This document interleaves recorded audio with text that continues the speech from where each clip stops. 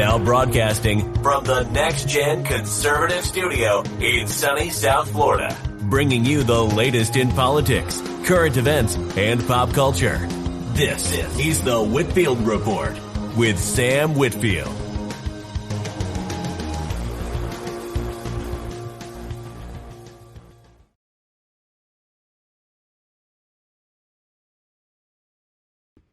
Alrighty, folks, good evening and welcome to tonight's edition of the Whitfield Report. I am your host, Sam Whitfield, broadcasting here live from NGC Studios, and I want to thank you so much for joining us. We have a very special show for you tonight. Every show is special here because it's the Whitfield Report on Saturday night, but tonight I have two of my dearest friends in the podcasting sphere, Jer and Sunny Swiatlo from the Interest of Stuff podcast are here, and we're going to be talking a bunch of stuff, including a pretty interesting story that no one has really been covering about how different corporate entities are basically buying up land everywhere, but especially in upstate New York, where Jer and Sunny are from. And Sunny has really been the lead on this whole thing. But before we get into all of that, contact info as usual. You can follow me on Twitter and Instagram at @SamDeer_NDC. You can follow me on Gab, Parler, and Minds at Sam Whitfield, Facebook.com/Whitfield Report, Streamlabs.com/The Whitfield Report if you'd like to donate. Subscribe to the podcast wherever you get your podcasts, and all of the other links for the show are in the description below. And so without further ado, ladies and gentlemen, I'd like to bring on my guests here. So Jeremy and Sunny, how are you guys doing tonight? Excellent, good sir. Yep. Yourself? Pretty good, Sammy. Welcome to the show. I think this is the first time I've had you on. You guys have had me on, I think like 2 or 3 times now. So it's about time that I return the favor to you guys. I think this is the first time. I'm trying to remember. I think it is, yeah. So anyway, welcome to the show again. Now, Sunny, for those who don't know, can you guys briefly explain what the Interest of Stuff is, either of you? You explain. You explain Interest of Stuff. Well, the Interest of Stuff is, it's just a show where we show you interesting stuff. It's just us fucking around. It's kind of the show that sparked everything that we really do on the internet now. Like, our whole time is just consumed with enjoying crazy people on the internet. We get into some real shit here and there, but it's all over the place. It's stuff. You know what I mean? It's the junk drawer of television. Yeah, I mean that's a good way of putting it, I think, is, definitely the junk drawer of the internet. And I've learned a lot of stuff about the whole internet lore thing. The reason I bring this up, though, is because Sunny went on a rant, one of her infamous Sunny rants, about how different corporations are buying up land in all across the country, most notably Amazon, to basically develop new facilities. And Sunny, I know you ranted that Amazon is the biggest, is one of the biggest, culprits in this. Yeah. And I do have an article up about this, but the upshot is basically that it's not so much about Amazon so much as it is these politicians are taking money from these corporations basically just to sell land and whatnot. Would that be about right, would you say? I think it's a whole mixture. Well, hey, real quick before you go, Yeah. there's Larry saying in the chat that they can't hear us and we're too low in the mix. Oh yeah. Yeah, I did just adjust stuff, so Okay. yeah, I've got them on max volume on Streamlabs, so that should be fixed now. So. All right, sorry, you're a professional. I should have interrupted. Sonny, so Yeah, I think it's there's a more than one thing going on right now, unfortunately, when it comes to the sale of farmland and really kind of like the sale of small towns in a way. So, I mean, Amazon generally obviously moves into a city and buys up a ton of land and builds their warehouses and their distribution centers and all that good stuff. And kind of the pattern is like when Amazon moves in, there goes the neighborhood. I know some people, particularly one woman I was talking to who is from just outside of Austin, and she was saying that like the same thing happened to her. She said, we lived here. She said, my family has lived here since 1850.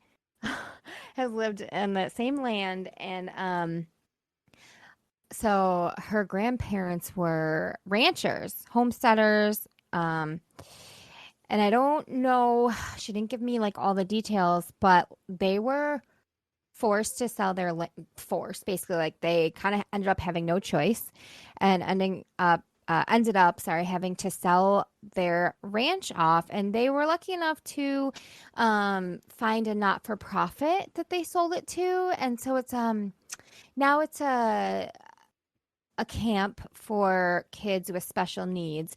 And she just said today that part of the land is actually going to be designated, National Wildlife Refuge. So part of her family's land will be forever wild, which is nice. But so she was personally impacted by this. She said, Amazon came in and they there goes the prices, like, there goes the city. They just completely develop whatever area they move into because obviously they create a lot of jobs. And for one thing, and people follow it. People follow Amazon. They follow whatever's going on. They follow jobs. They follow, so, and obviously having a gigantic corporation come into any city is probably going to give that city a giant boom, in growth. And usually it's obviously industrial growth, which is not, it's not particularly something that we're really interested in around here. I would say industrial growth, no, we're too rural for that. So it's really unfortunate that they have decided to pick Rochester. It makes sense why they picked Rochester, for sure.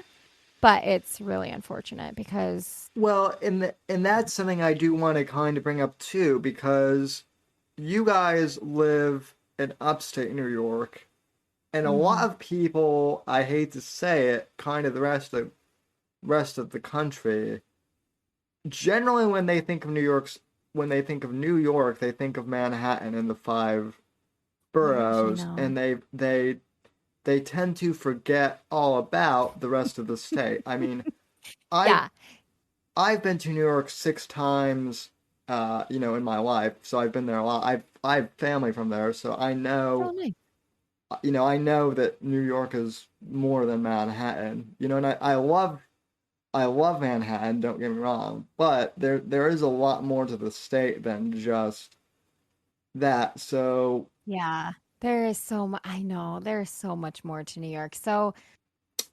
New York is 87% rural. 87%. We are a gigantic state and we are mostly forests and fields and hills and lakes and rivers and and that's not at all the image, you're right, that people have. But I think, obviously New York City being so globally iconic, you can't, you're never gonna separate the image of New York City Right. from being the depiction of New York. But land wise, we're 87% rural. Something like 64% of our population lives in and around New York City. So, so you've got, what is that? 36% of the population that lives in the rest of the state. That's why, so New York City makes all the decisions for the state, which is understandable because that's where most people are living, And also something that people don't really recognize about New York State is that we're not super blue. Like people think of New York and they think of 100% Democratic or 90% blue state. And we're actually more like a 60-40 split. So we're way closer to purple than anything else. Yeah. So, I mean, just... By the way, she's making up all of I'm not making any of these... I don't have them written down. I just know them. There's no camera. Fooling these. I'm not. Look it up. Look up everything I just said. I'm not making those statistics up. I just know them because I know about my state. Because I'm one of those weirdos. But so our split is more like 60-40. So we're closer to purple than blue. And so politically, geographically, all of that, people really have a very skewed view of New York State. Yeah. And I mean, I think, from what I've read for years and years and years now, just doing political research, it seems like the reason they go blue all the time is because Manhattan is such an epicenter of things, and most cities tend to go left. So right. Even our smaller cities that out here are blue as well. We really follow the trend of the suburbs and the more rural, country areas are usually red and our cities are blue pretty much. I think there's maybe one that's an exception. But yeah. I've always been curious, what is the cost of living in upstate New York versus the cost of Manhattan? Because it seems like it's just because the entire state seems expensive to live in. But then again, that probably is me looking at the figures from Manhattan, since that's where everyone kind of reports from. Yeah, it is nothing like New York City. The cost of living up here, fairly decent, like comfortable. It's really not that bad at all. So when we bought our house, 7 years ago now, I think, roughly. When we bought our house 7 years ago, you could still get a decent house or land or something like that for around $100,000. Not so much anymore. That was kind of like the beginning of the end of all that. But basically the entire time we were growing up and really up until the last, I would say 3 to 5 years, really, you could get a decent house for $85,000 to $100,000. Not anymore. But yeah, it seems like the state, especially under, well, I mean, the Cuomos have more or less always run things in that state, but now it seems like even some of that stuff is I mean, and that's the other question. Are the Manhattanites starting to leak into rural New York as well? I know you mentioned that a little bit too in one of your recent rants about. Well, so that was probably more about just like the east side. Yeah, probably Sam, what you're referencing is when I said how the rich people like to come here and then tell us how to live, like they're gonna save us and stuff. Um, so we have very specific area, like the financial divide is really blatant around here, like east side versus west side kind of thing. And the east side is where all the rich people live, and the west side is where all the like poor or middle class live. So what's happening is a lot of the east siders have been moving west, buying land, all that stuff. And then they come in and they think, they want to run the whole town. They want to run the town because they're like, well, we have money, so we're smarter. And it's, usually a whole bunch of dumb shit that they want to. So there you go. There you go. Yeah. Oh, and by the way, people in the chat are wondering where Apex is. I mean, Apex tends to pop on, later sometimes, or he's not as prompt. I'm assuming he's eating Mexican. He's eating Mexican right now. Take that what you will. So, but I mean, he certainly is welcome to come on and join anytime. But yeah. So in regards to this whole thing with Amazon coming in and taking over, I mean, the one argument is that you're creating jobs, and Mm-hmm. that's a that's a good that's a good thing. Right. Why wouldn't you want more jobs, especially in upstate New York? Especially right now. Yeah. But Exactly. Well, actually, what's funny? Rochester was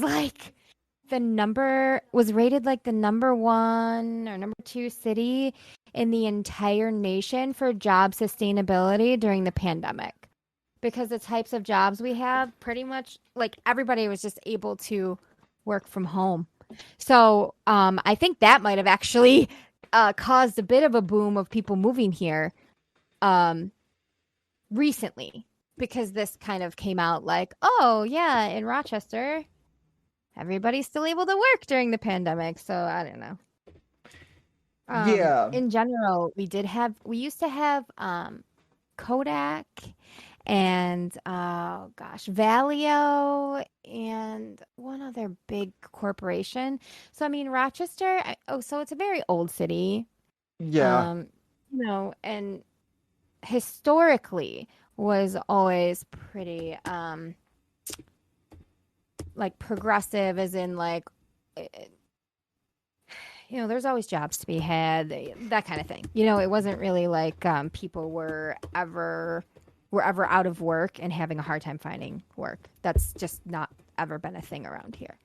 So I mean, I'm never against more jobs being made, but I am against Amazon coming in and then them literally getting precedence on all building materials because they're just able to do that. They have the finances to come in and be like, oh, we're going to take all the gravel, all the whatever, name it. You know what I mean?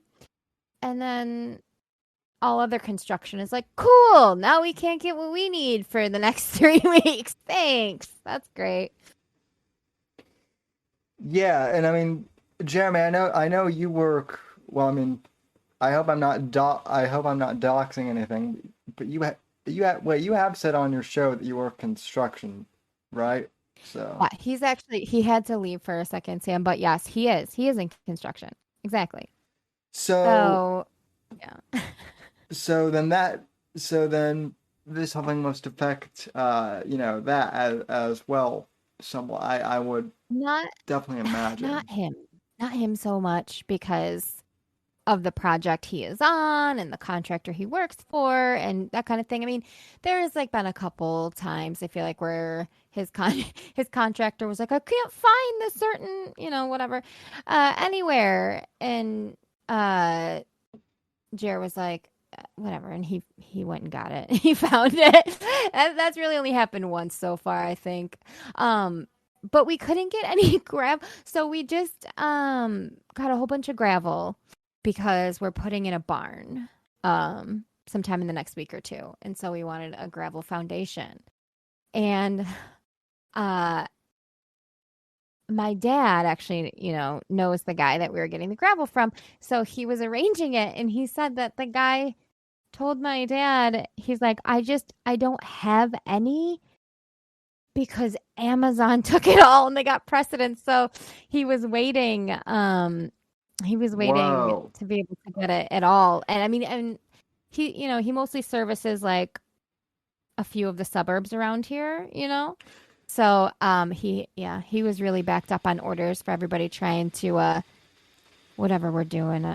We're all buying gravel right now apparently for some reason.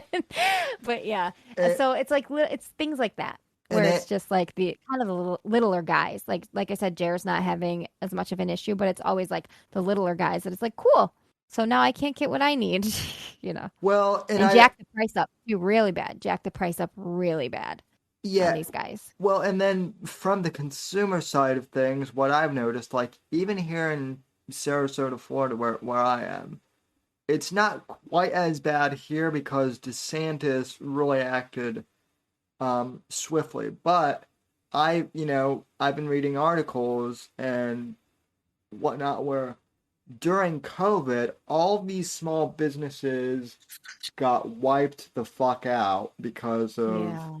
having to lock down, and some of the some of the small independent like startup restaurants basically got like offers from Yum, who owns KFC and A&W, to basically like buy out their restaurants and buy out their buildings to turn into franchises. And Mm. a lot of these small restaurateurs, they didn't have to take it, but they decided to because they were bleeding money, um, from being locked down for so long, Mm-hmm. and they had to they just took that money because it was more affordable for them. So Yeah. Well, they had both pay. yeah. Exactly. Um, I didn't s- I didn't really see too many businesses closing around here, which is good. And again, like Rochester did fairly well during the pandemic. Like everything was able to shift to online. I know a few people that lost jobs. Their positions got just completely eliminated from their companies during that time and stuff. But I don't think it was too bad for small businesses around here either, which is pretty good. Can you really think of any? Same as everywhere. Yeah. Restaurants. Yeah, exactly. Although a couple opened recently. That's kind of funny. Restaurants, a few restaurants opened recently, like smaller ones. So I so mean, the restaurant industry is kind of coming back then in New York then, or at least yeah, in everything's upstate. just super expensive now. But I believe that's nationwide. Yeah, well, that's what we get when we elect a dementia patient as president, or should he should be in a dementia ward. I don't know why he isn't. Yeah, Um, we should all just eat bugs, right? Tax meat into infinity. well, I Let's all eat. mean, the guy couldn't even when he was at the G7 summit earlier this week, he was 2 hours late for a meeting with Putin, and I mean he doesn't even know where he is half the time anymore. It's ridiculous. Like, It's all ridiculous. It's all just a show now. It's just a reality. Our government is just a reality TV show right now. That's yeah, all. It's all been for a while, though. I feel like, you know, yeah, it is. I it's mean, going downhill for a minute. at least when Trump was in office, we had stuff to laugh at, and at least he was entertaining, and this other guy is just sad. That's the best. Yeah. That's the best way I can put it. So Sad. very sad, very very low energy, sleepy Joe. So Oh, they're all just bizarre, and I, it's very clear that middle class America is gonna get fucked as usual. oh That's yeah, what it boils down to. Middle class always gets fucked. It doesn't matter who's in power, who's got the most,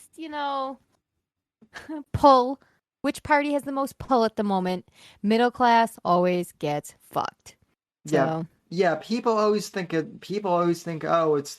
the impoverished, but it's like, no, the impoverished have programs out the wazoo. right, they Uh, get their needs met.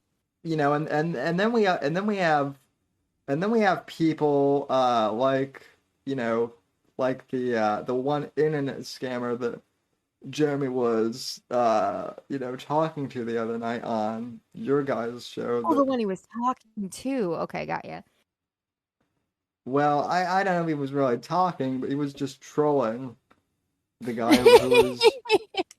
who's basically No, like that's my try. buddy, retarded Andrew Ditch. He's my busty. He's my I mean, I agree. Jeremy, you're kind of off mic. I couldn't really hear what you were saying. That's my boy, Andrew Ditch. He's my retarded best. Get coffee and hang out. And so what's his deal? What's his deal? He's scamming the system, or pretending to be a retard, or what? Little column A, little column B. Yeah. I mean, he clearly can't take care of it. Plenty of people getting disability. This is too, and should be, rightfully so. Like, I don't want him making. You know what I mean? I don't want him. Yeah. Let alone anything fucking. Anything. I don't want him doing anything. I don't want him playing at a gas station. I don't want him doing any of that shit. He's a little a little mentally impaired and a little nefarious. I want him doing what he's doing. He's sitting at home, driving his parents absolutely fucking bonkers. His mother is only 60-something and looks like she's 100. Yeah, Just falling down constantly. Like she's he's only a in her mess. His 60s. life's a mess. She's only in her 60s. It's the Holy train moly. wreck. It's watching a train wreck. Yeah. I can't help myself. I really can't. And then I have to myself and call him and say hello. But he docks himself constantly. What's his phone number? I think he's maybe not the best example of somebody like, I don't want to say working the system, but it's like Larry said, the working poor. That's exactly what it is. It's the middle class who work for a living and don't qualify for any help, that are the ones that actually don't have enough money sometimes to eat, or definitely don't have enough money for meds or mental help, or like therapy, or And that's Andrew Ditch. No, he gets all those services. Yeah. So I was saying he's not a good example of somebody who would be like gaming the system. He gets the services, but he also needs them. Yeah, for sure. So, right. And I'm also very stoned. right. And that's why I was saying like middle class gets fucked, because the poor The poor have, like you said, Sam, they have services, they have programs, as they should. Like, I'm not against that. People are hungry and need medical help. Awesome. But it certainly, why are you showing? I'm not It against certainly sucks. for I'm not middle against the people who need it, getting the services they need. But Right. I see, especially especially here in Florida, I see a lot of people gaming the system, and Oh, really? I hate to say it, but a lot of it is black people that are that are that are You whispered it! I don't want to laugh at that, but it's funny. but On Juneteenth, Sam. oh yeah, that's another thing. I had no idea I had no idea that Juneteenth was even like a holiday until like A week ago. no That's like until today. Like I know they had been talking about it for years and years and years, but I mean, hell, now it's actually like an actual damn thing. Well, it's been like a holiday and a day that's been celebrated in Texas for a really long time. Like, um, that's where I first heard about it was from my friends from Texas. That was, a few years ago now at this point. So, but now they just made it national. Yeah. I mean, it everything's just, you know, everything's and I mean they politicize everything's I feel like this was a big political move too to make, Juneteenth a holiday. Yeah. Yeah, yeah, another reparations thing. But Right, like why now? Right? Why yeah. now? Why not a while ago? Although I did read that that Trump was actually trying to get it signed in to law as a as a holiday, and Yeah. I don't know what happened there, but so, it seems like they maybe, I don't know. It is the timing does seem suspect. It seems like it was probably put through now so the Democrats could be like, "Yay, we did it." You know what I mean? Yeah, Versus like allowing the Republican Party to get the credit for it or something. I mean, Because it's been in the works for a while. yeah, it just seems weird, but yeah, getting back to what I was saying about people gaining the system, yeah, I mean, Mhm. if there weren't so much of that going on, I don't think that people would have nearly as much of a problem with that whole thing. But I mean, there Yeah. it seems like there are a lot more cases of that going on than not. If, if that makes sense. Yeah. So I mean, I feel like this is something we all grew up with, right? Like our parents complaining about people that were just, gaming the system or living off the government, right? Like I feel like we all grew up listening to those conversations. Um and a while ago, Jer and I kind of came to this conclusion where we were like, you know what? If you are gaming the system and you are, that's how you're choosing to live, you probably have a pretty shitty life anyways. And like I Yeah. wouldn't want to be in your position anyways. I would rather keep working hard and working toward the big goals that that we have than settle and live off the government because I don't think it's much of a life, to be honest. I mean, you No. know what I mean? There's definitely plenty of hoops to jump through to get services, and at the end of the day, it's usually not that much that you're provided, and just I don't know. So I feel like if you really need it, good, and if you don't really need it, but that's how you're spending your time, like that sucks.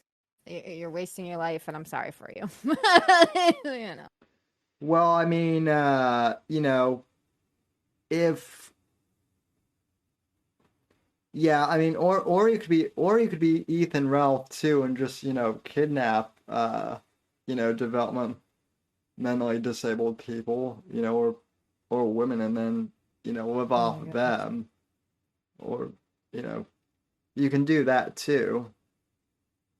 So Oh, I think a lot of people do that kind of thing, actually. yeah, well, You know, I know I don't know much about Ethan Ralph. I do know that that's one of the things that he is notorious for. So I have you know how I have a lot of hillbilly relatives, as I put it, a lot of white trash type relatives. I feel like we've talked about this on the show a few times, where I'll be yeah, like, oh, I have a story about that. It's like a story about my family that's like awful. So, like, most of my extended family has lived off the government at some point. At some point, if not still does. Like, that's just what a lot of them did. Like, my parents were definitely the black sheep in both of their families. So, that might be where their hatred for it came from, actually. Uh, but yeah. well, So I well, you, have a story about that, about well, one of my you, relatives. you and Jer have to be like the least redneck people that I know. If anything, Jer is more of a frat boy than No way. than a No. than a No. than a hellbilly. So No, we're definitely way more hillbilly. I mean, the thing is, we just had also a decent education, so we are able to hide it, Sam. That's the difference. yeah, back when the schools in New York were at least somewhat decent, I guess. So right. I mean, we're all millennials here, minus Exactly. minus the chat. I think maybe we have like I know we have a few Zoomers in the chat, and then maybe a few baby boomers as well. But um, so you also announced that you guys are starting a new show. So would you like to talk about that a bit? I've never seen you so excited to announce something as you were the other day. Yeah, sure. Thanks, Sam. So, um, it's a new old show. I mean, it's the show we started with. Uh, when we started live streaming, we were just doing live casting on Castbox, so just podcast, no video, and we had a show called Babies Raising Babies because we just thought obviously we're both into listening to podcasts. And there's not a lot of good material out there, or there wasn't at least, 2.5 years ago when we were doing this. Um, when we were just starting out, there wasn't that much material on parenting that was solid. Like it was all just fluff and bullshit. And so it kind of seemed like an underserved channel. You know what I mean? An underserved Yeah, avenue. And we definitely have had, you know, we've lived. We've lived through some things when yeah, it comes to parenting and just in general when it comes to life. Like we've made some bad decisions that we've had to come back from and all that kind of thing. So, and one of our biggest things is being honest. You know, in the age of social media when everybody just fakes who they are, filters filters who they are, yeah, very carefully curates their image, you know. We were quite sick of that, and especially when it came to parenting, because as I said, it was just all fluff and bullshit. So, so yeah, so that's we started Babies Raising Babies, and then when we did live streaming, we changed direction and started doing more, doing what we do now, intrusive stuff. But I definitely missed. I think we both missed Babies Raising Babies. It's just kind of a little more wholesome.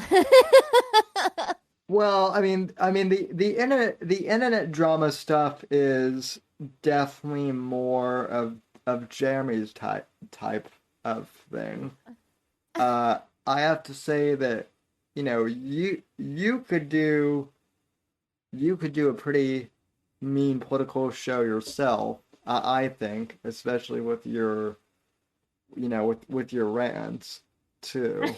Thanks, Um, Sam. you're I mean, I just have opinions, but I don't know. We really forever tried to stay away from politics yeah. because it's just so draining, and it's hard to like look at all this stuff going on and be like, there's actually not that much you can do about it. You can really only control or have input locally. Yeah, So no, I that's where mean, you have to focus, I think. and I mean, You I've need to. I've I've been doing it for a long time, and it used to be fun, but now, and I mean, it still is somewhat doing the show, but like now it's so it's like so you know uh I don't even want to say it's divisive because that politics has always been divisive somewhat, but Right. now I mean now it's so cutthroat now that it's like Yes. it's Yeah. you know There you used to be like social niceties that were recognized when you were talking about more uh, delicate subjects yeah that people knew were going to be controversial. There were at least some social Religion, money, religion. politics. There used to be social niceties involved where it was cultural to kind of be respectful and either not talk about those things altogether. You tried not to bring them up, or if you did bring them up, you were generally trying to be a little more mild. You know what I mean? I just feel like I feel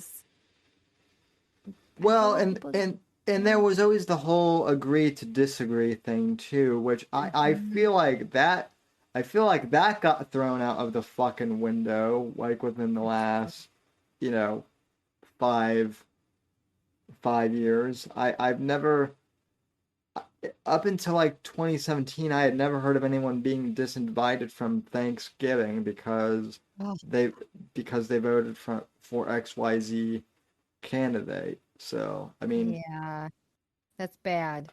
yeah, I mean, I got disowned by a second Always been cousin. people disinvited from Thanksgiving for sticking dicks in.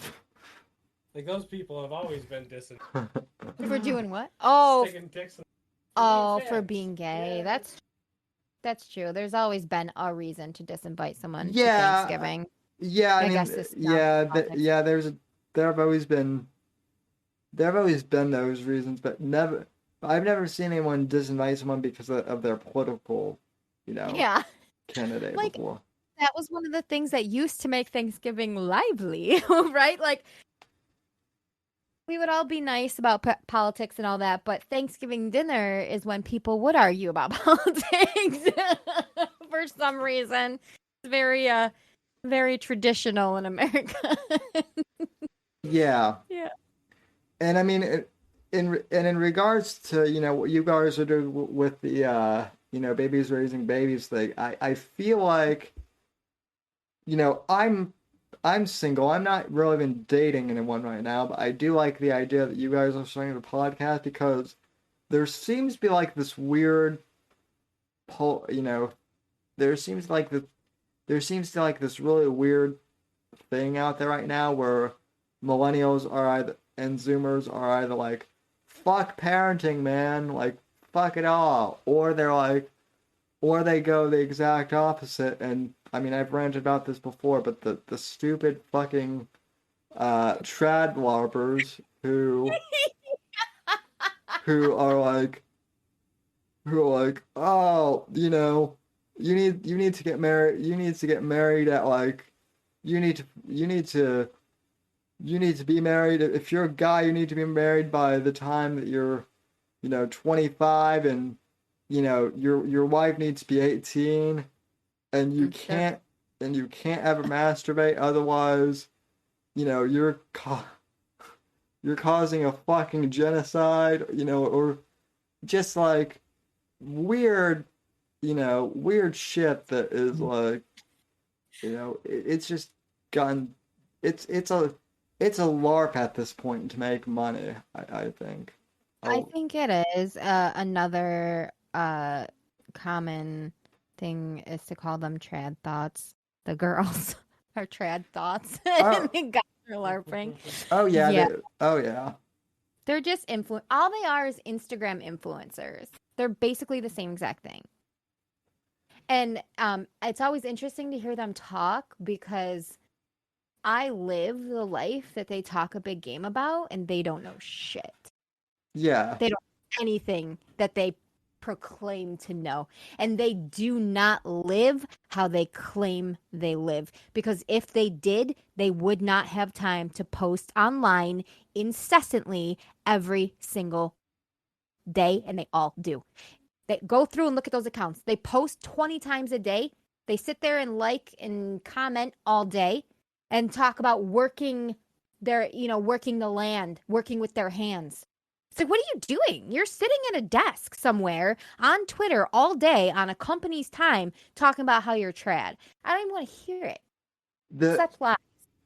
the thing that weirds me out too, and I'm not even a parent, is, I mean, I'll just say, I mean, Mike Cernovich, like from the time his daughter was basically born, like had his daughter like in his arms on stream with him. And you know, I'm not, like I said, I'm not a parent, but it seems to me that like if you're like a public figure or something, even like low key, you probably want to keep your kid off the internet for as long as you can, just because there are weirdos out there.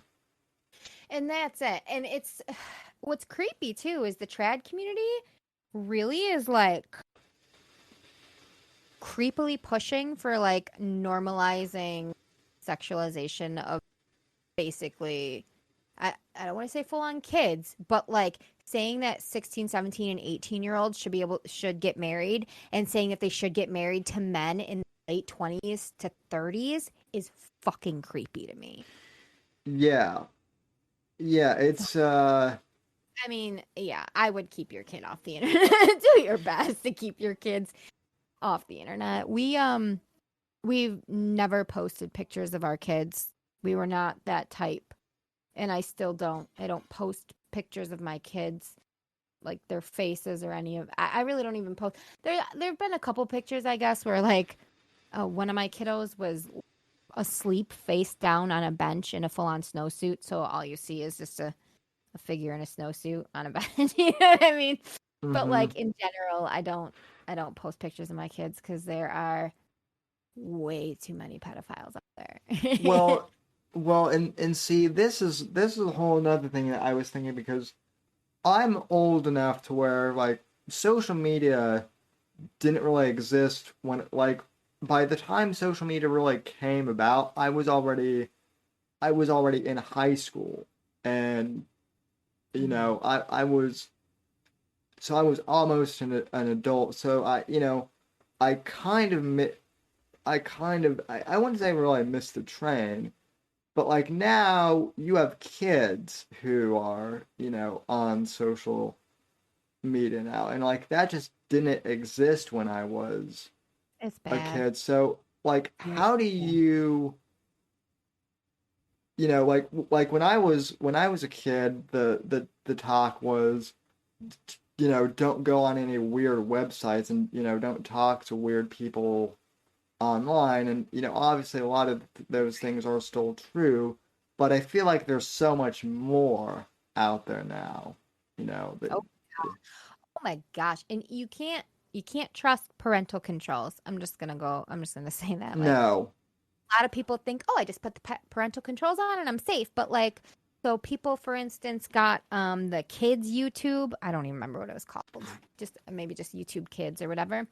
which was a separate app and was supposed to be completely safe, curated content for kids.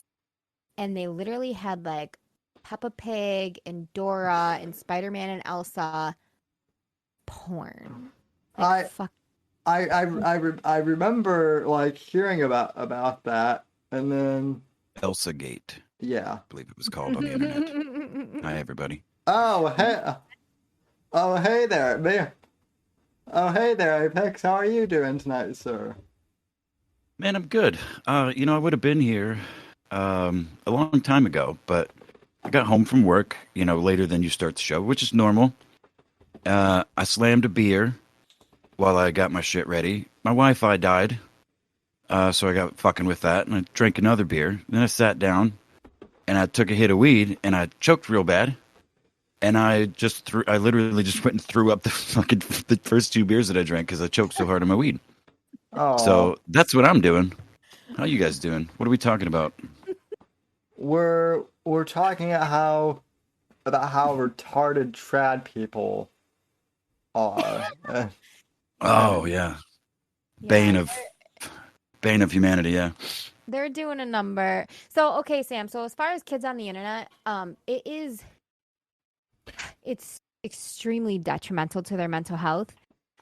Gen Z having horrendous issues with mental health is no Yeah. shock because they go out. They've been on the internet since they were like 12 and 13 years old, and full-grown adults have been making fun of them and shitting on them and harassing them without ever stopping to think that the person that's spelling things wrong and having terrible grammar and all this other stuff is a 12 and 13-year-old kid.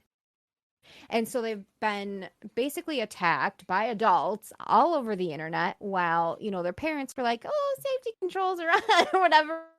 And you know what I mean? So it's horrible. It's Yeah. horrible.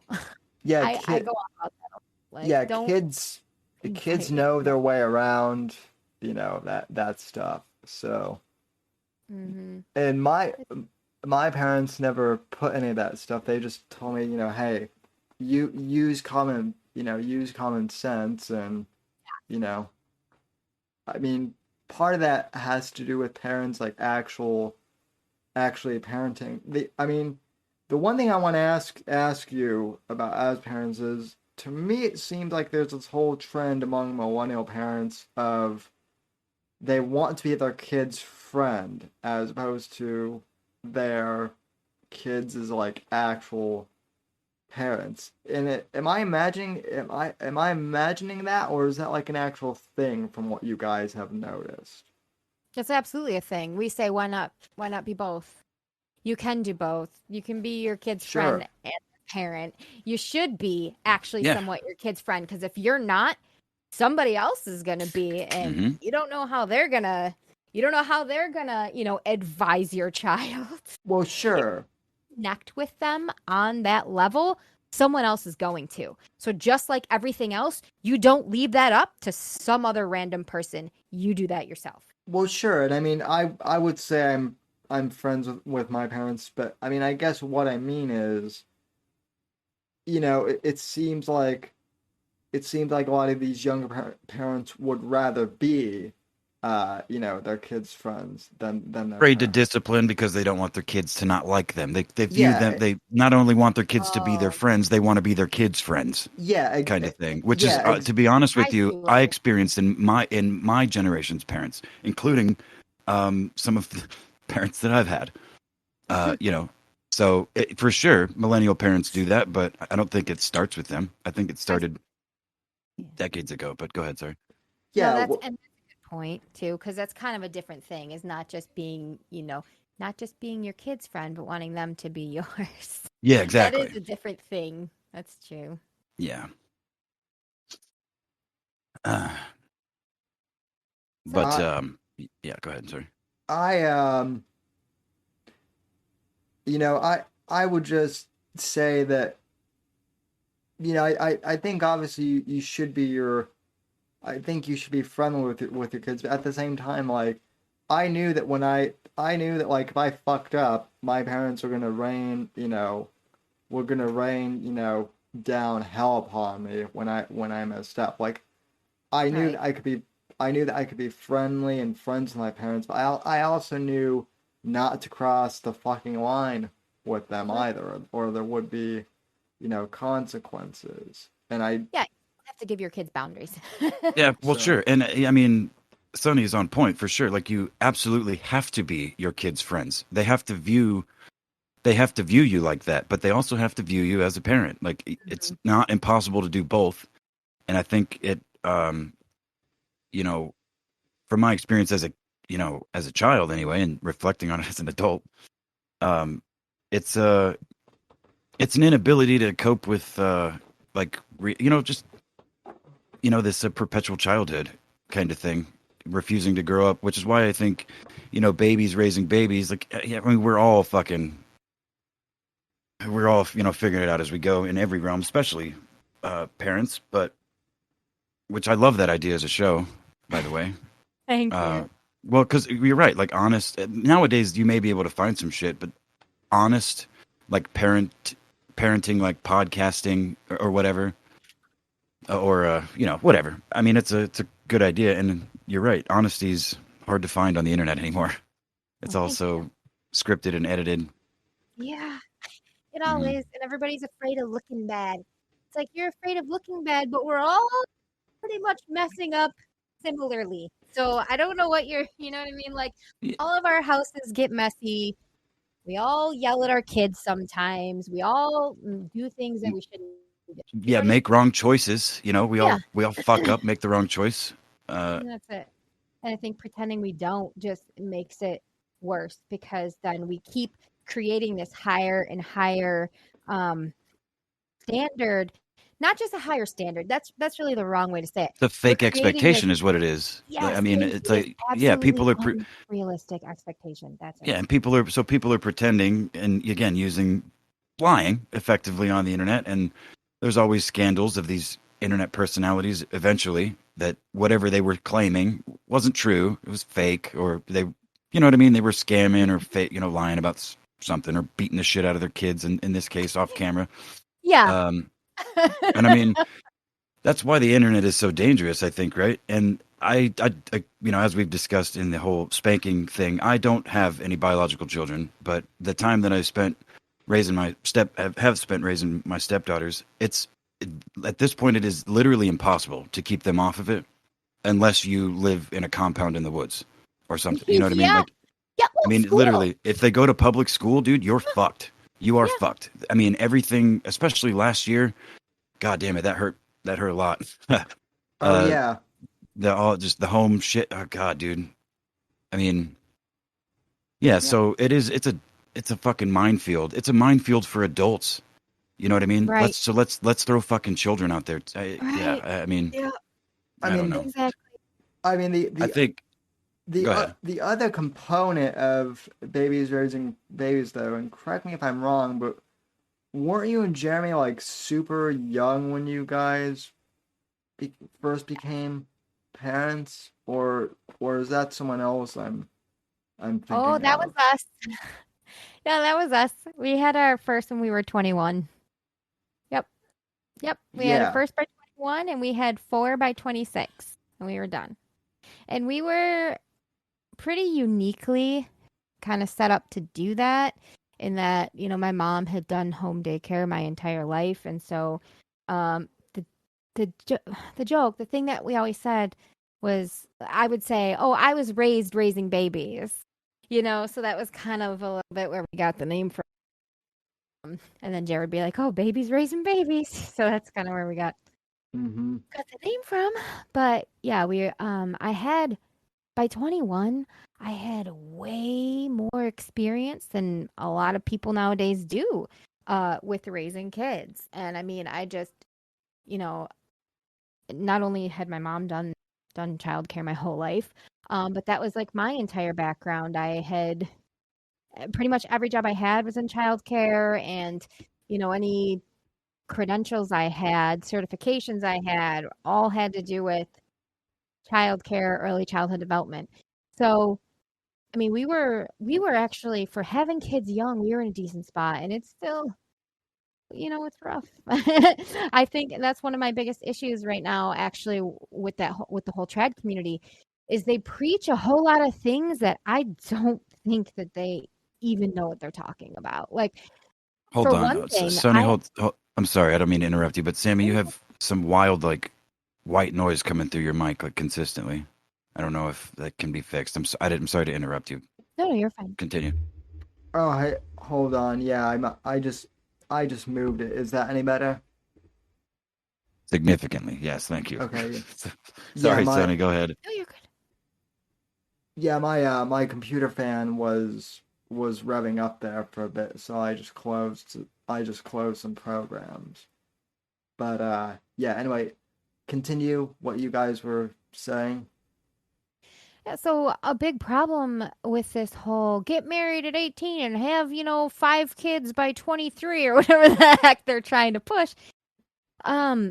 First of all, uh I have several friends that are, mid to late 20s to mid to late 30s that have really been having like huge emotional issues reading that stuff.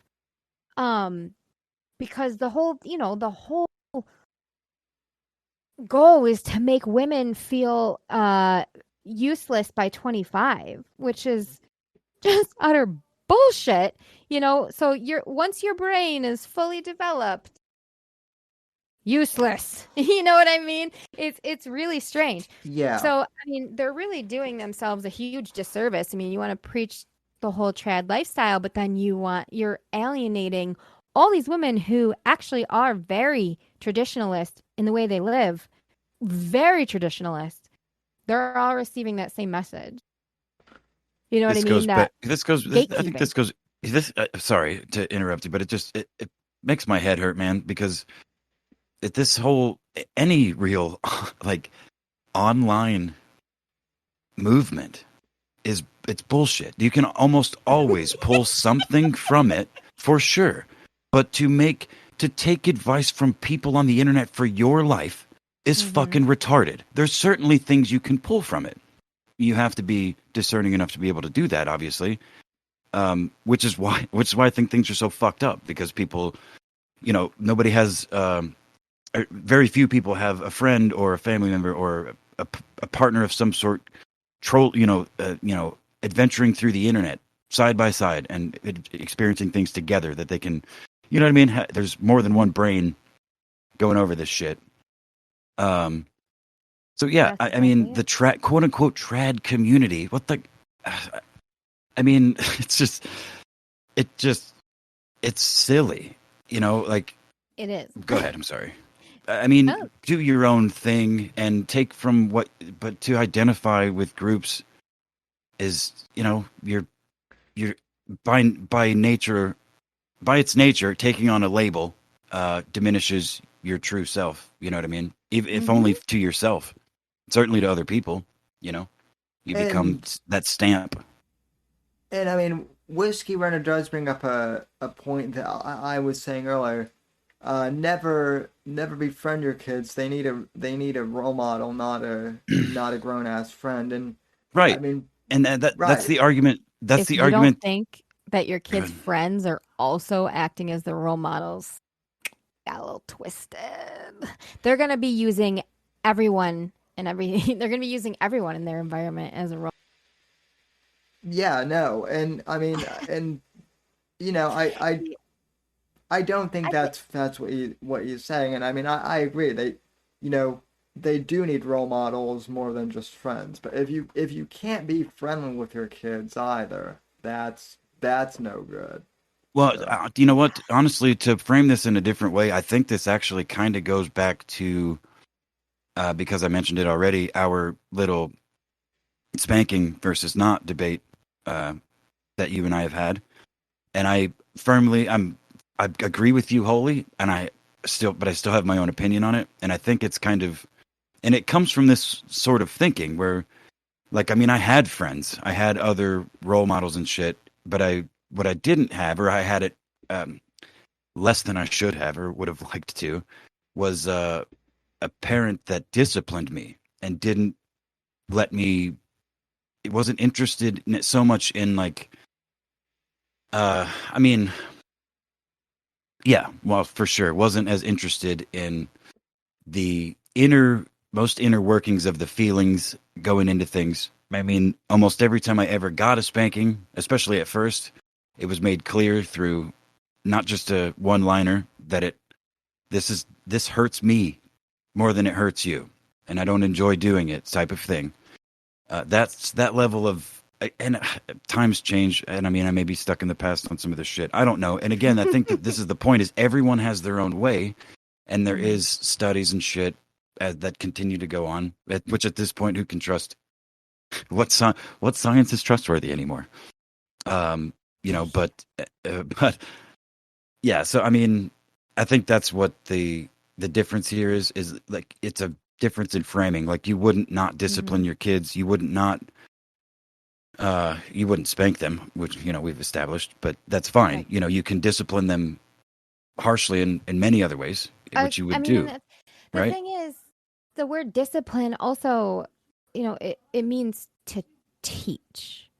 It means to teach. And people take it as meaning punishment. And there is a decent difference between those two things. And, the millennial parents really are on about natural consequences. So, like, we won't fight with our kids necessarily, we being millennial parents. You're not going to see a lot of millennial parents fighting with their kids about wearing a coat when it's cold out. We're not going to do that. But when our kids are like, we're freezing, we're going to be like, sucks, right? Next time, bring your coat. Like that kind of thing is what millennials are big on. Yeah, Natural consequence. Yeah, Rather than, I said you do that. Blah, blah, blah, you know what I mean? Like, all right, fine. Be cold and you'll learn your lesson. You're not going to die. You're going to be fine. It's going to suck for a minute, but you'll figure it out. And guess what? We never even had to fight about it. We never even had to be nasty. We never, you know what I mean? Like that kind of thing.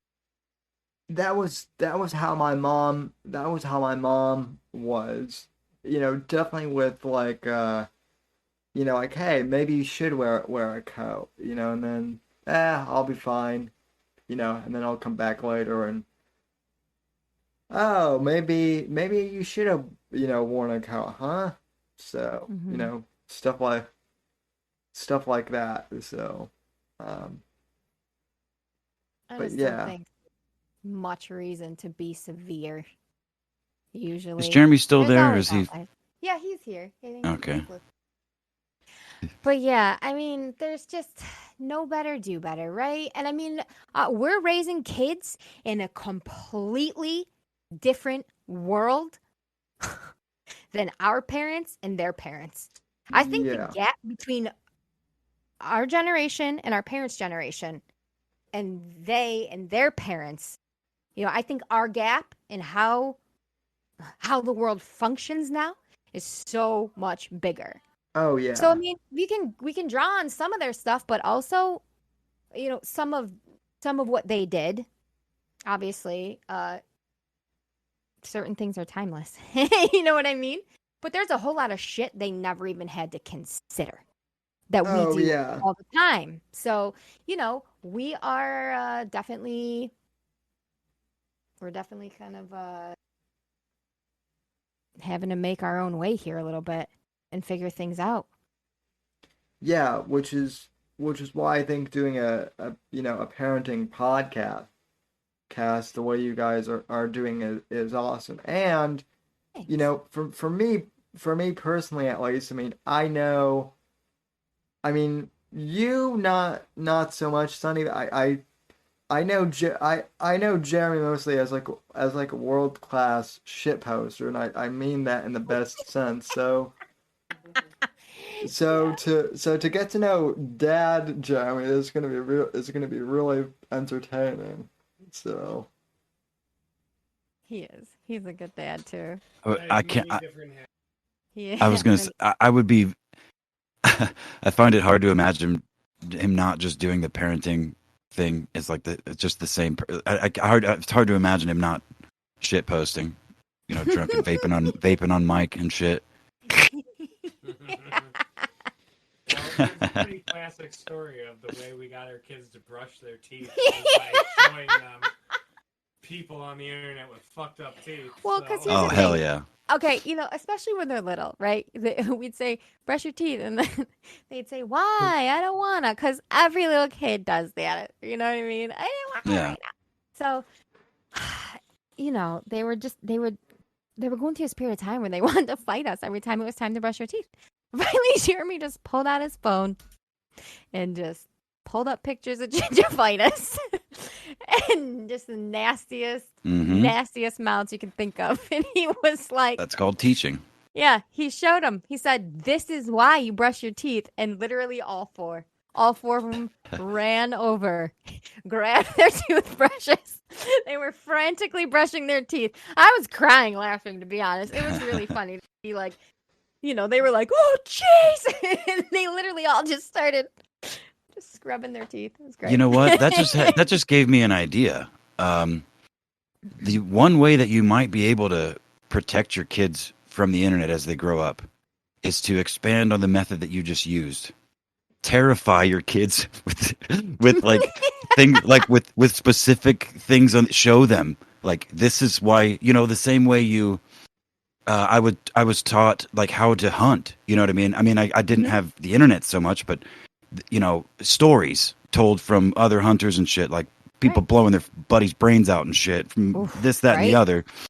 Right. You learn through visualization. So if they're scared, if they think the internet is all this, just horrifyingly terrible shit and people, then they won't want to go there, Yeah, I do think the pendulum's going to swing the other way in general, too, because something I noticed is a lot of people posting about the fact that kids don't want to take their masks off now, right? Like, and most people are saying they're so afraid. They're so afraid.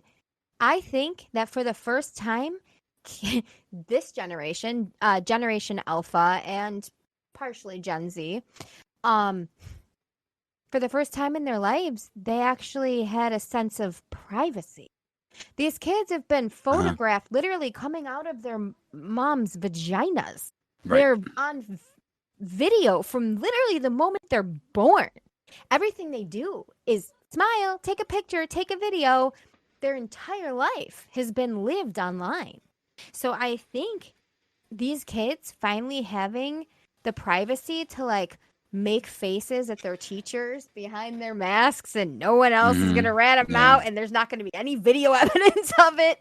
Or, you know what I mean? Just the sense of like, oh, nobody knows who I am or what I'm doing. You know what I mean? Like, not what I'm doing, but nobody knows who I am right now. I feel like it gave kids a sense of privacy that they've never had. I definitely think that there's something to that partially, Sonny, but also I have a half sister on my dad's side who is A, and she was and this really pissed me the fuck off because she said then like well I'm afraid to take my mask off because I saw in the news and Dr. Fauci said that if I don't wear a mask that this virus is going to kill me, and I don't want to. So part of it could be what you were saying, but part of it might be the fact that our kids are also so ingrained with media, and they don't know, and they don't know how to process it. So I mean, I've even been told by like random people on the street, wear your mask. Do you want grandma to die? And and I'm and obviously that doesn't bother me because I know that's just an asshole. But like imagine a little kid, hearing stuff like that. Yeah, of course. And they don't know what to think. So. Well, I think it was last week, Sammy, or it was recently that I told the story about one of my young coworkers, cashiers that works with me, that is fully vaccinated and has continued to wear her mask. She's a young Hispanic girl, and she's pretty shy anyway, but she's I mean, she's good at her job and she's funny and she's great. But she's continued to wear the mask at work every day, and I she has like thicker epicanthic. She kind of looks Asian when you cover her mouth. Is the thing. She's wearing the mask and she kind of looks Asian. And I was talking to her at work about work stuff, and I'm like, I'm sorry, can I ask you why do you still wear that? And she just kind of shrugged her shoulders. I was like, are you afraid of the virus? Like, is that what it is? She's like, not really, no. I'm like, is it kind of, do you just kind of like wearing it? Is it just like a thing, like a fashion thing maybe? Because it does change your face like completely. You look like, literally, when she takes from, if you saw her with the mask on and with the mask off separately, you would not recognize her. She's an attractive young lady either way, but it's like a fashion thing. Apparently, that's the best answer I could get out of her. But you know, to be quite honest with you, she too might enjoy making faces underneath that thing. Right? You know, because she's Combo got deal. rather emotive. She's got eyes like a cartoon character. Like you can almost, it's almost like interpret them like sign language. Well, it's probably a combo deal of everything. You know, it probably is partially. Again, yeah. These kids finally have privacy. You know, there's not a camera catching their every glance and every, every time they want to. Sure. And yeah, and I but mean, probably also criminals they are also afraid. enjoy it. Yeah, some of them are for sure afraid. That was one of Jared's biggest things. He said, "You know what? A year ago, if you walked into a store like this, they would have kicked you out. You Bros, I'm allowed to wear your hoodie." Yeah, so Sammy can attest. At the bank. Right. When I came on as his like full-time co-host, that's all we talked about, and I railed on this shit every fucking week with every guest that came on. I'm like, do you fucking realize how much of human communication is done through facial expressions and body language? You know what I mean? What are the fucking deaf people supposed to do, huh? We don't always fucking speak. You know. Yes, that's a good point too. It's cutting us off from our fucking humanity. Like, yeah, of course I can fucking hear you if you yell, but it's Even all then. of like it cuts off a huge chunk of our innate human communication. Shit we've been doing literally our entire evolution. We've never talked with our fucking hands over our faces. You know what I'm saying? Like, yeah, there is full expressive. We're able to read the whole thing, and with the glitch in the middle of one of the most important parts. Body language is pretty important too, but where the words are coming out and the expression around it, it's a glitch, dude, and it does not compute. I mean, I don't know. It doesn't compute for most people, and it shouldn't. It was very I'm hypocritical of the way that we were always told, like, well, you're a suspect if you do that, and you can't wear that in the bank, and like we all grew up with dress codes, right? Like, even if you didn't go to a school with a uniform, every school's got a dress code. Couldn't wear spaghetti straps if you were a girl, camisole. That's right. Boys, your shorts have to be at this level and whatever. So we all grew up with those dress codes. We weren't supposed to wear hats in school. We weren't supposed to have our faces covered. You can't have your face covered. That was something that was like beat into all of us in school, in stores, and whatever growing up. If you're sick, stay home. Right. Wash your hands. Fucking after every goddamn meal, before every meal, etc. Like, basic goddamn hygiene was beaten into our heads. Yeah. I mean, my head for sure at a very young age. Same. Yep. Same. So, and then it was a huge about face. Like, oh, never mind. Just kidding. You can literally be completely covered. And go ahead. Go shopping, go to the bank, do all that. So. Yeah, it's all a farce. I mean, I have a lot of empathy for people that have suffered through this last year. Mm-hmm. But I not only never stopped working, but I made more money than ever. Like, you know what I mean? Sure. And I mean, it's not like I'm not really happy about that. Quite frankly, it didn't honestly do me a whole lot of good because I'm, you know, whatever. It doesn't matter. But as I've sat and continued to work and watched shit I'm in a tiny little niche corner of the Midwest here, awfully close to, the hottest shooting range in the fucking country, that is Chicago. Weekend shooting range. Yeah, anyway, like, there's still people that, again, that wear their masks, but what bothers me and what I think about is the parents that walk in without a mask and the little 7, 8, 10-year-olds that walk in behind them wearing a mask. I hadn't really I'd thought about it. Why, like, the parents not wearing one, why is the kid? And I mean, if the parents don't want to make the kids or give the kids the choice, because they want to be their friend and let them make their own choices, right? Then that makes sense. But why does the kid want to wear it? Are they afraid? If they're afraid, why are they afraid if their parents aren't afraid? Right.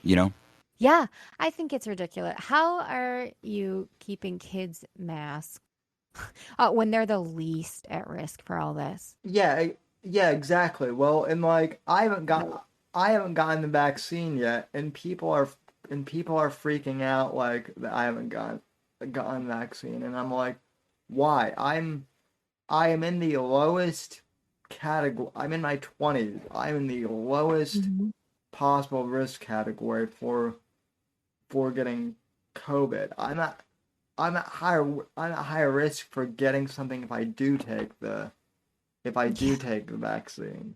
So Yeah, it is absolutely ridiculous. I won't go into any place that wants my kids to wear a mask, actually. I'm like, nope, we're not playing that game. If people that are wildly obese and super at risk can walk around without a mask, my kid's not going to wear a mask because you're afraid of catching something from them. No, sorry, no. Like, not going to happen. yeah. Well, and it's also the morbidly obese ones who are telling everyone to wear a mask, and then next thing you know, you see them pulling out cigarettes and lighting up. Yeah, eating 18 pounds of sugar a day. Yeah. I literally had a nurse yesterday. I had just a doctor's appointment, like a regular tune-up, and the nurse literally said to me, she said, "Do you want to know the best way to not die from COVID?" She said, "Don't be fat." I like that nurse a lot. I love her. She's been at our doctor's office for a very long time. She's my favorite. She's hilarious. And I just was cracking up. I'm like, yep, that's what it is. I mean, we all know that all got turned into something else. But here we are. Stop it! Stop it, whiskey! You're gonna do no such thing. Sit down and just drink more whiskey. So, you keep saying he's gonna commit suicide because the show is too dry for him. But I don't know. Maybe you're just a little. I know. Maybe you're The just a problem little is dry yourself. So I recognize the attempt at negging, but like. Hey, But also one of my good friends over here is Dennis Reynolds. So yeah. I have a question for the panel. I was told for a long time, and I was thinking about this today.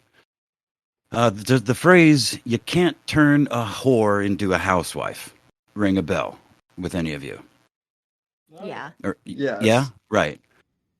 Who the fuck says so?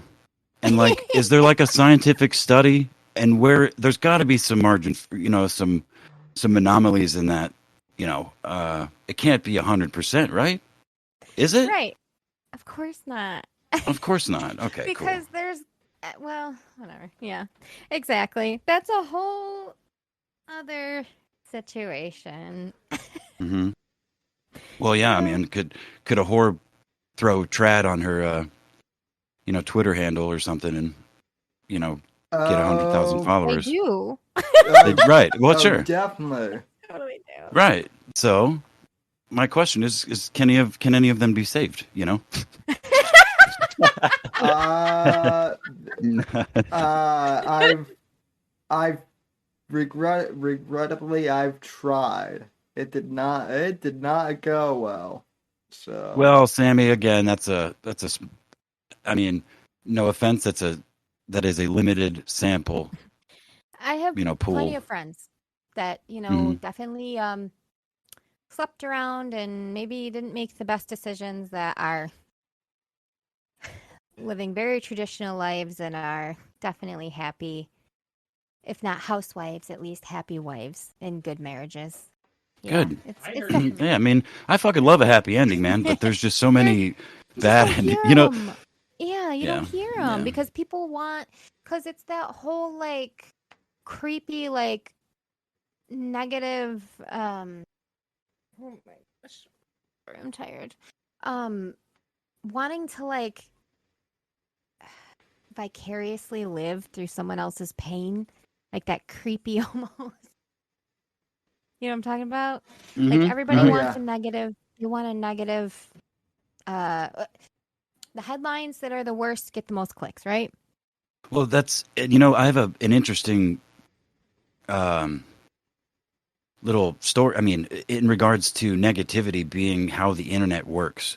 I have a friend in my Discord and on Twitter named Darb, and he's genuinely across everywhere I've ever interacted with him and Discords and on Twitters and stuff. He's one of the genuinely nicest people I've met on the internet. He's up there, and he's been repeatedly banned and like IP banned from Twitter, and he's never been in like he doesn't shit post, he doesn't talk shit. He says good morning and good night, and interacts with his friends and posts memes, etc. Relatively wholesome. But I personally have had to, like retweeted his.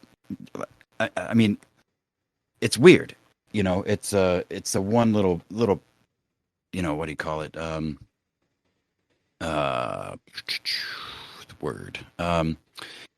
It's like situational evidence, I guess, for me specifically. What's that called? Tangential?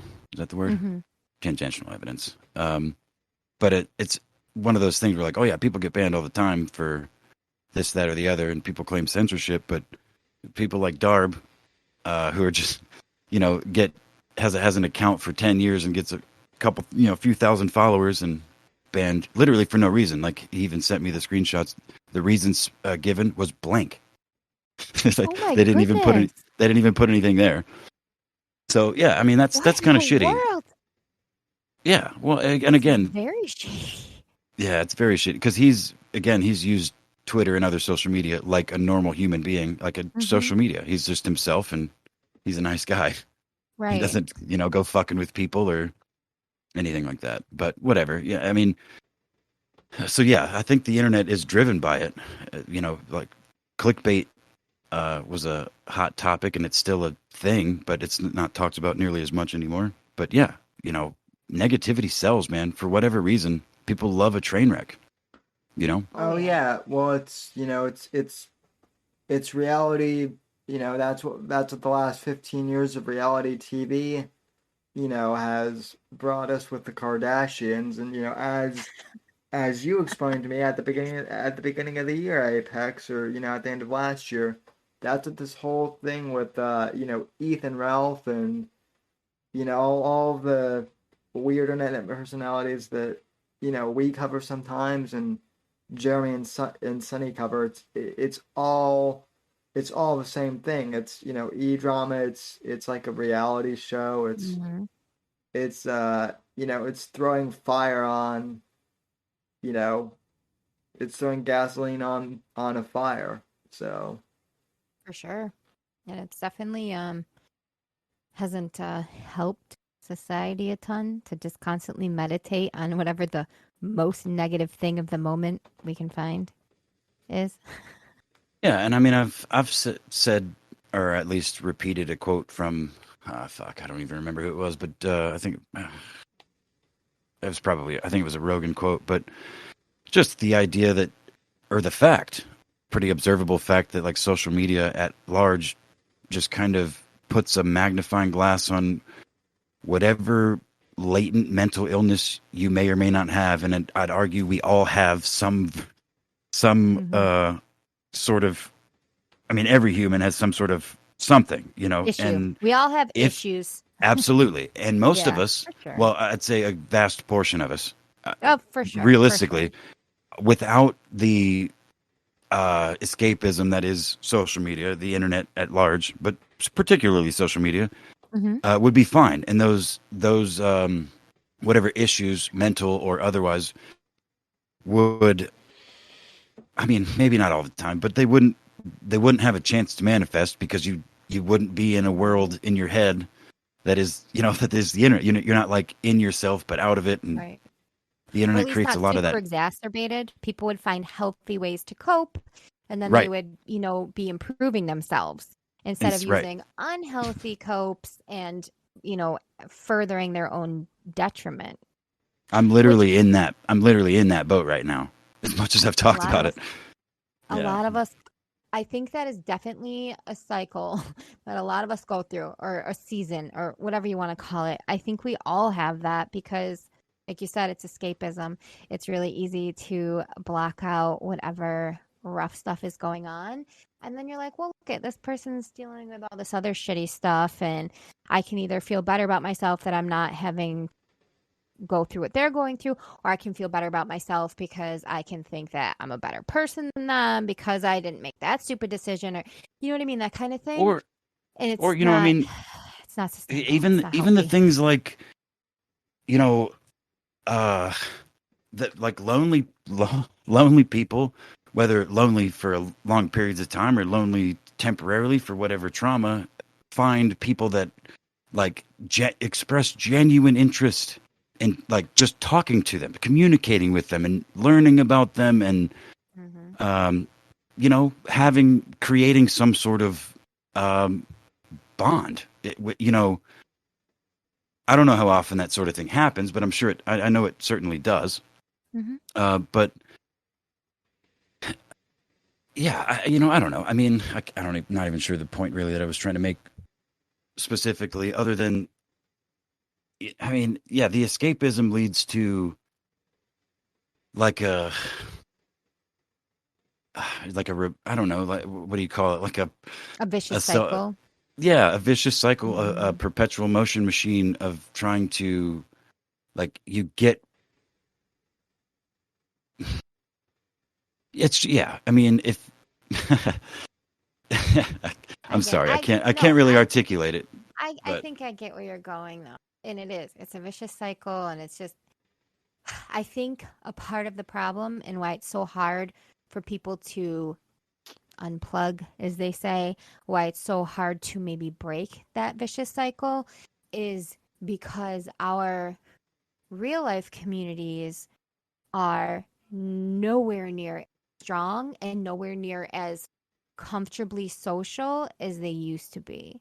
And I don't even mean like pre-pandemic. I mean like a decade ago. Well, and You know what I mean? and it's funny that you mentioned that, Sonny, because at the beginning of this whole thing, at the beginning of the pandemic, I was kind of hoping, okay, well, maybe this will allow for people to, like get closer with each other, and maybe this can be like a unifying thing, because in the very beginning, for like the first couple months, that was kind of the case. And I mean, Sure. I don't want to brag, but like my neighbors and I, we've always gotten along. We're always having like block parties and whatnot at each other's. Nice. So that is nice. But what I started to notice was, as soon as the whole mask mandate started, and yes, I know, Whiskey, you're bored of us talking masks, but this is why I always talk about it, is as soon as the fucking mask mandate came out, it became another thing of, oh, well, you're not wearing a mask, so you want grandma to die. or Yeah. this, that, and the other thing. It just became like this big, self-righteous thing that drove another wedge between us that didn't need to be there. So, That's true. Another. Well, people started to get really scared. In the beginning, I think because America has this really fast paced, fill every single day up with this super structured routine and list of things you have to do, right? Like, we're notorious for sure. being overly busy, like unhealthy amounts of busy. So I think in the beginning, everybody was like, oh, sweet.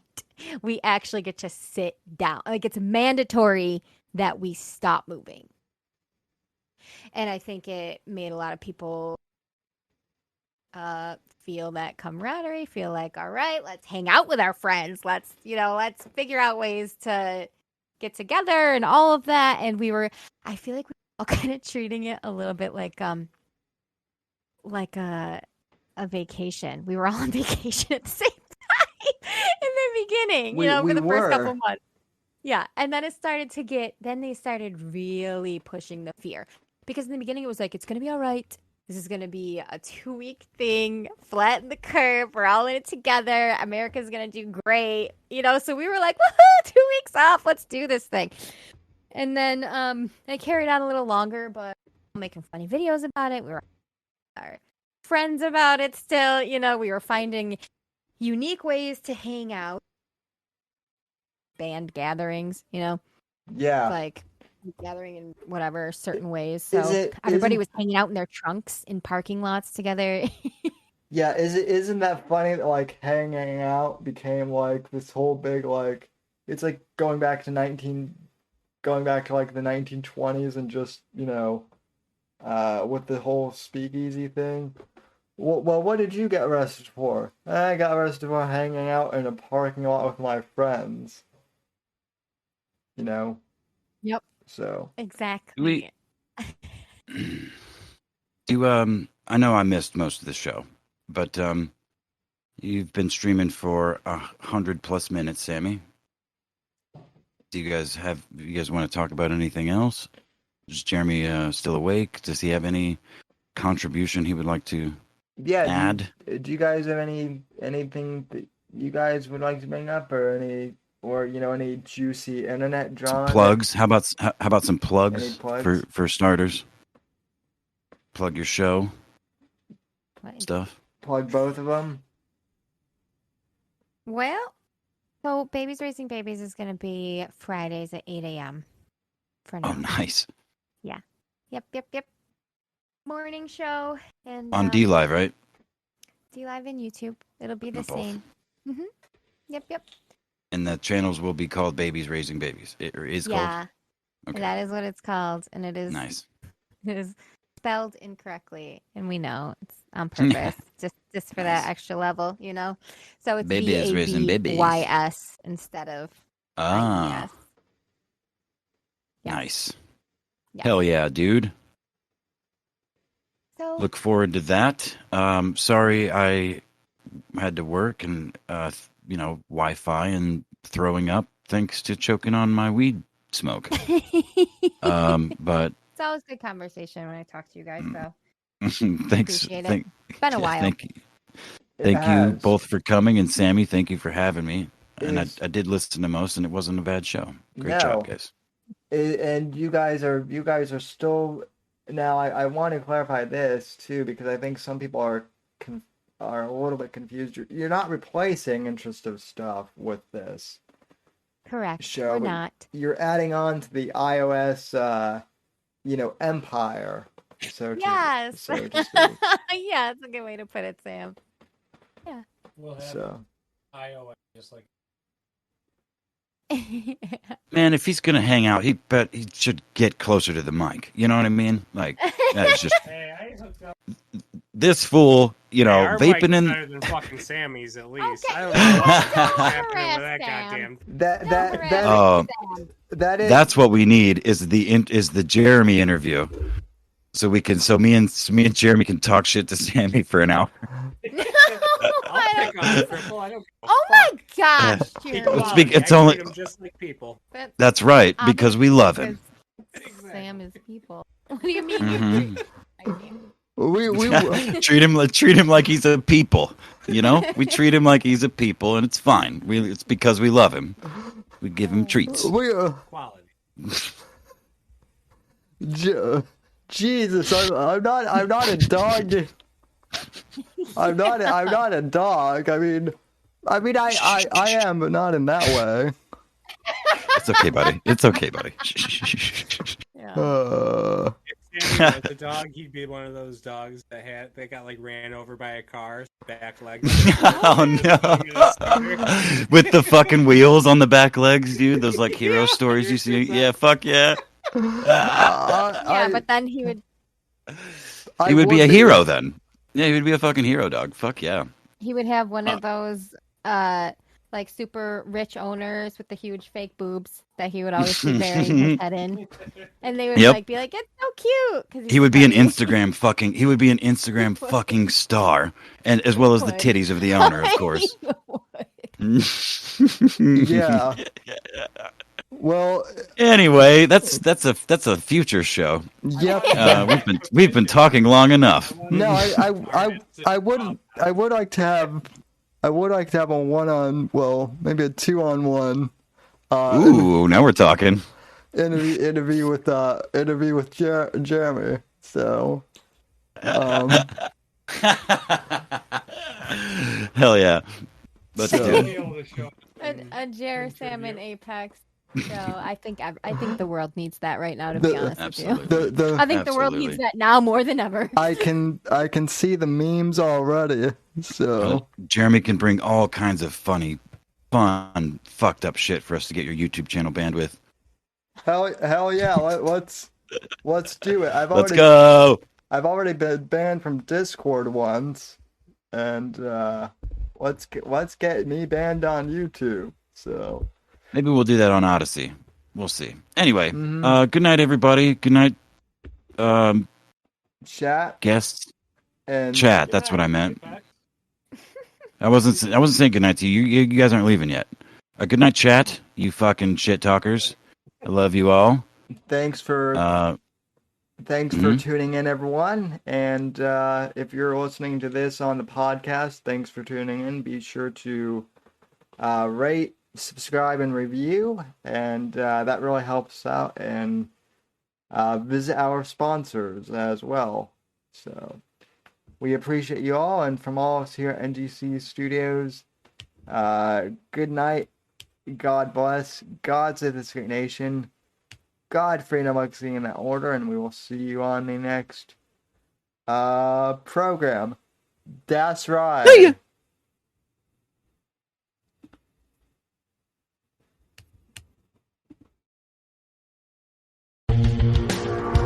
Thanks for listening to The Whitfield Report on the NGC Network.